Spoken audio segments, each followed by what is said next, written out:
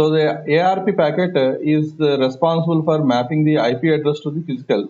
That is, ARP is responsible for mapping the IP to physical, and the reverse address resolution is responsible for mapping the physical to the IP address. So this is the way how the RARP and ARP will function at the data link level. Now we'll see what are the possible attacks on the ARP, because the ARP table must be maintained by the switches or the host, that host in the sense in the computers that is communicating in the network. So for that purpose, every device which is using this ARP packets or ARP transmission for getting the information of the physical address of other computers in the network has to maintain a table, or we can also say this table in the sense here, these particular entries, okay, the IP address, corresponding physical address, and what is the IP address and what is the corresponding physical address. This entries must be maintained. Either it may be maintained for temporary period, that means around 20 minutes or 15 minutes, depending upon the device configuration. It will maintain that much amount, that data in the device. So where actually this data will be maintained, this will be maintained in the cache, okay, or we can say temporary buffer. So this temporary buffer is also said to be cache. So whenever you power off and power on again, that cache will be cleared. So that is the reason we'll call it as a temporary buffer. So in temporary buffer, this entries will be maintained. The ultimate aim of any attacker is to tamper these entries. So one thing you can do is in what way you can tamper it. Either you replace the entries, or you may give the wrong references to the entries, or you may overflow the entries. Overflow in the sense, if you add new things, automatically the old things will be gone, because every buffer, that means what we are calling it as here temporary buffer, a temporary buffer itself is temporary. That means you will be having only limited memory for that to hold. So that means, for example, 8-port switch is there. That means that switch can connect to the maximum of 8 computers. Okay, that means that much that much memory will be available in the switch to hold the ARP table. But if extra additional entries are flooded into the switch, what will happen? Old entries will be deleted. Obviously, the old entries will be vanished and the new entries will be added into the table. So whenever the old entries were vanished, which may be a genuine entries, and if the new entries were added, which may be malicious entries, thereby what will happen? Switch always will look into the routing table, ARP table, and will perform the delivering of the packet. If the genuine entries were overridden or overridden by the malicious entries, what will happen? Obviously, the switch will look for the ARP table with the malicious entries. Whenever the malicious entries are there, the packet will be delivered to the delivered in the wrong way. So in the same way, here the same concept will be used by the hackers or by the malicious attackers to override the genuine entries with the fake entries, or fake entries are malicious entries. So thereby the routing pattern will be get disturbed. Whenever the routing pattern will be get disturbed, automatically the denial of service kind of thing will happen. Or we can say whenever the traffic is diverted to the wrong people, obviously it will be attack kind of man in the middle attack. So we'll see in detail what are the ways in which we can perform the ARP attacks. So the ARP caching, to reduce communication cost, computers that use ARP maintain a cache of recently acquired IP to physical address binding. So that means instead of asking every time whenever it receives the IP address, that is asking for the physical address whenever a device receives IP address to send the packet. Obviously, whenever the physical address of any IP address is known, it is better to place an entry in the device, which is also called as temporary memory or temporary buffer, called cache. So, which will always maintain the recently acquired IP to physical address binding. Each entry has a timer because how long that entry should be placed. Each entry has a timer. Usual timeout period will be around 20 minutes. That is reason if any communication has gone wrong, it is always recommended to turn off and turn on the device so that the buffer will be cleared. The sender's IP to address binding is included in every ARP broadcast. The receivers update the IP to physical address binding information in their cache before processing an ARP packet. So it is a beautiful thing will be done by the switches and all. What they will do is the sender's IP address to IP to address binding is included in the every ARP packet. So thereby the devices or the computers in the local area network who listens this ARP broadcast will make an entry in their own devices. Then it will become easy for them whenever they create a ARP packet for the next time to that destination. So ARP is stateless, that you are supposed to remember, and most of the operating systems update their cache whenever receiving an ARP reply, regardless of whether they have actually sent out or not sent in, or sent out or not. So that means when every device, whoever in connected in the network will listen to the ARP reply packet, whether they really sent to the destination or not. Irrespective of that, every device that is connected in the LAN will come to know the ARP reply. So that is the reason whenever the network is turned on, in the next 10 minutes, you can find ARP cache in your devices also. Okay, that you can type on the command prompt like ARP and can enter, so that you will find what are the devices connected in the LAN and what are in communication. Okay, so this is the way the every device in the local area network will make this ARP cache. Next one is gracious message.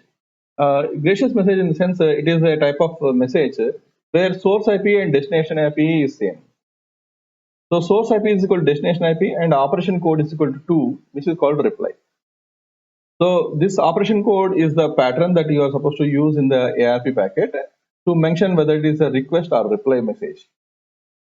The same IP address is used for both source IP and destination IP. This is used during the installation of IP stack to find out whether the IP address is used by other hosts. Whoever has the same IP replies this message is called broadcast. Otherwise, every host updates its cache. What is the meaning of this? A device want to check, is there any other device in the network with the same IP address or not? So whenever the device want to check whether with the same IP address any other device is running, then what it will do is it will create a gracious message, which is said to be a ARP request packet only, in which both the source IP and destination IP is same. So whenever source IP and destination IP is same and this is broadcasted, automatically if any other duplicate system is available in the network, will also reply that. So whenever it is replied, immediately everyone will make note of that reply. So the sender's physical address is different and the receiver's or the replied device physical address may be different, with which you can catch that particular device which is maintaining the same IP address or duplicate IP address in the network. So this is a technique used in the ARP table or identifying of the same IP address on multiple computers in a device. So that is the reason. whenever you set same IP address to two computers and turn on the network, it will give you an error. With the same IP address, some other computer is there. So how it can detect? This is because of this gracious message. Now the question is, given how ARP cache works, how do you attack this ARP cache? So I have already given you a hint. That means override the genuine entries in the ARP cache table. Okay. So first one is, how do you modify the target's mission's ARP cache? This is the first question we need to address. The second one is, if you can achieve ARP cache poisoning, how can you use this technique to compromise the security of your victim? So how can we compromise it? Obviously, whenever duplicate entries or fake entries were entered into the ARP cache, so it is a great threat to the victim. So that whatever the traffic it is intended to go to the victim will be diverted to the malicious user. That because the overwritten entries may be the malicious user's entry. Okay, the overwritten entry may be a malicious user's IP address. So obviously, whenever the overwritten entries are malicious user's IP address, automatically the traffic will be diverted to the malicious user. So this is the way you can compromise the systems, or we can say we can divert the traffic from the victim's system to the malicious user's system. So this is the way ARP cache will be poisoned to take the control of the traffic of the victim. So ARP cache poisoning by sending forged ARP replies. That means the attacker who is sitting in the network will send a forged ARP replies. That is fake replies he will send. A target system could be convinced to send frames destinated for a computer to another computer. There are various ways to conduct cache poisoning. That is, you can use ARP whois broadcast, ARP reply, gracious ARP messages. So you can do any of these techniques to conduct the cache poisoning of the ARP. According to the tests on the Windows 95, 98, NT 2000, XP, Solaris 8, Solaris 8 is a Java-based operating system. Okay, Linux kernel 2.2 and 2.4, Cisco iOS operating system 12, Nokia IPSO 3.5 operating system. There are always at least one kind of ARP message to poison the cache. So that means these are the operating systems have some vulnerabilities with the ARP cache poisoning. So these are the operating systems can be easily exploited if they are connected in any network using ARP cache poisoning. Moreover, on Windows systems like 9X, that is 95, 98, NT, and 2000, static ARP entry can always be overwritten using fake ARP messages. So these are the identifications, or these are the findings of the research. They revealed that these are the operating systems are with these problems. So what are the problems we have discussed now are said to be the vulnerabilities. So once you come to know that, that is attacker comes to know that if any one of these operating system was used at the destination, then these are the attacks possible. That is ARP cache poisoning is very easily conducted. So attacker will try to conduct the ARP cache poisoning attack. So what will be the consequence of this ARP cache poisoning? The first consequence is man in the middle attack. Some servers use IP address for authentication. This is the case for many applications like things like Apache ACL, R commands, NFS, TCP wrapper, restricted administrator tools, etc. The goal is now is the server trust T's IP address. Okay, evil host E wants to connect to the server. So here evil host is the one hacker, and T is the one who is a trusted person, or we can say in other context, whenever attack is performed, he will become victim, and a server will be there. Now this how this particular thing will happen. Now let server believes that evil host E has the legitimate IP address. Setting the evil host E, trusted host T, and server S. So what the evil host will do is it will perform the ARP cache poisoning. Next, forward the existing traffic to the T's traffic, that is trusted network traffic, and uses T's IP address to communicate with S. Thereby the S means here the server. Server will reply to whom? To the IP address what it received. Whenever server replies to the IP address whatever it received, so automatically the IP address is fabricated and sent by whom? The evil. So obviously the server reply will come to whom? Obviously to the evil. Thereby it will be resembling like a man in the middle attack. So the problem is T might broadcast new ARPs which can correct S ARP cache. S then sends the TCP reply to T, who will send back TCP reset to S. Because such TCP connections does not exist between the S and T, this will end the evil's host connection to S. So how to prevent this? Then just you shut down the T. That is, you can do the the trusted person or the victim can perform this shutdown of T. Flood S with forged ARP messages. Prevent T from sending the ARP broadcast. So how it can be done? Give T everything before it needs them. That means that there are only a secure connection or a secured or otherwise, sorry, you can say a password based or key based communication may be established between the T and S, that is the trusted host and the server, so that any man in the middle attack cannot be performed. What are the other attacks can be performed? Any IP based authentication attacks can be performed. So that is the reason it is always recommended to use IPsec or virtual private networks to safeguard this from the or to avoid this man in the middle attack. Sometimes bypassing of the firewalls may also happen.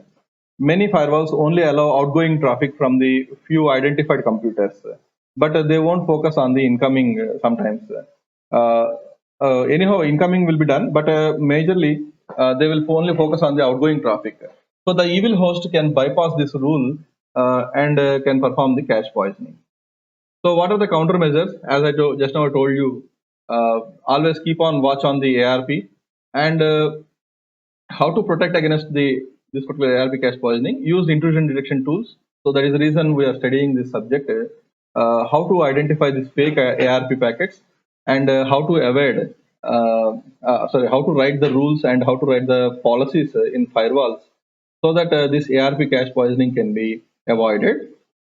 So detect fake ARP messages and maintain consistency of the ARP table available on Unix platforms. For example, ARP Watch maintains a database of Ethernet MAC addresses seen on the network with their associated IP addresses.